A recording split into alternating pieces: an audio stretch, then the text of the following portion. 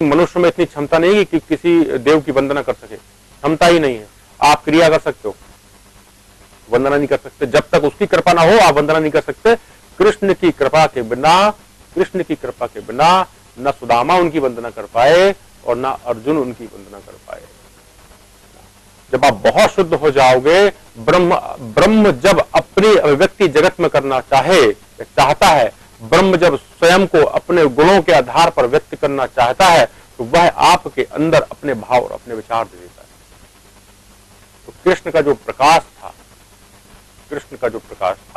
वो सुदामा के चरित्र से प्रकाशित हुआ, बहुत उज्जवल चरित्र। जब ब्रह्म का आत्मा का प्रकाश देह पर आता है, आत्मा कृष्ण उसका प्रकाश देह पे आता है, तो विकार कभी स्पर्श नहीं कर पाते। तो कभी भी सुदामा के अंदर लालच नहीं आई। बहुत संघर्ष रहा रोटी का, लेकिन प्रकाश इतना तीव्र था कि कभी जब देह में आत्मा का प्रकाश आएगा, जब प्रकाश आएगा तो भटकोगे कैसे? भटकने के लिए अंधकार का होना बहुत आवश्यक है। अंधकार भटकाता है और प्रकाश यात्रा कराता है। आत्मा का प्रकाश देह पर आ रहा है, भटको कैसे आप? इंद्रियां भटकाने की कोशिश करेंगी, आप उनको नियंत्रित कर लोगे, आप उनको भटकोगे नहीं। और अगर आत्मा का प्रकाश नहीं आ रहा जैसे जगत में है, तो आदमी इंद्रियां जब दिखाती है उसको सत्य मान लेता है, इंद्रियां जहां ले आती है उसको सत्य मान लेता है, और वो बोलता है जो मैं कर रहा हूं सही कर रहा हूं। यही अहंकार है। आप आत्मा से बहुत पृथक हो जाते हो, आत्मा से बहुत दूर हो जाते हो। रोटी से जीवन नहीं, प्राणों से जीवन बंधा हुआ है। रोटी खा खा के आदमी मर जाता है। आधे ज्यादा बीमार रोटी खाने वाले ज्यादा बीमार है। जिस दिन आप व्रत करते हो, उपवास करते हो, उस दिन ज्यादा तरोताजा होते हो, क्योंकि कुछ अपने पास होते हो, कुछ प्रमाद से मुक्त होते हो, कुछ उन्माद से मुक्त होते हो। देह में अंदर गहरा प्रकाश आने लगता है। इन अवस्थाओं की ओर बढ़ो, यही पूजा है, यही आपकी वंदना है। देह को वंदना बना लो, रोम रोम से वंदना को बहने दो। जो सामान्य मनुष्य होगा वो मुंह से ब्रह्म की वंदना करेगा, थोड़े गहरे जाओगे तो आंखों में ब्रह्म दिखने लगेगा, थोड़ा और गहरे जाओगे कानों में ब्रह्म सुनाई पड़ने लगेगा।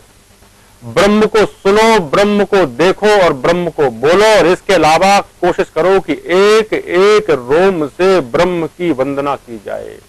रोम रोम पूरी समग्रता से, पैर से लेकर शिखर तक ब्रह्म की याद में डूब जाओ। जिस दिन पूर्ण रूप से डूब जाओगे उस दिन आप ब्रह्म ही हो जाओगे।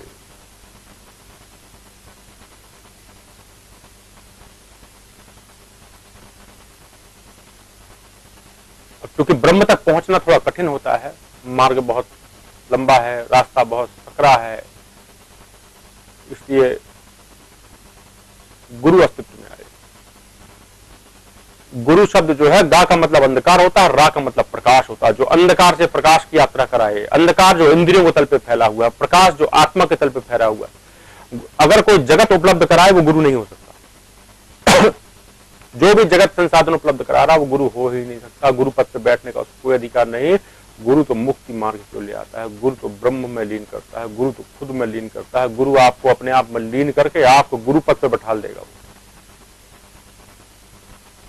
और एक अवस्था के बाद ब्रह्म से ऊपर गुरु देखा गया है। जब आप अध्यात्म में जाओगे, देवलोक से ऊपर ये इनका लोक होता है, जो विश्वामित्र वासिष्ठ, इनका जो स्थान है वो देवों के ऊपर इसका लोक है। अगर कोई कभी किसी योगी से मिलोगे और पूछोगे कि वो लोक कहाँ पर है जहाँ पर इन देवों की प्रतिष्ठा हुई है, जहाँ बुद्ध प्रतिष्ठित हैं, वो आपको बताएंगे कि ये जितने भी देवलोक है, देवलोक के ऊपर है ये लोक।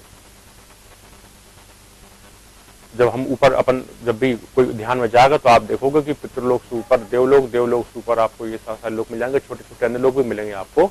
और अंत में सबसे आखिरी में शून्य में प्रतिष्ठा हो पाएगी आपकी। खैर वो वहां अभी नहीं जाए अपन।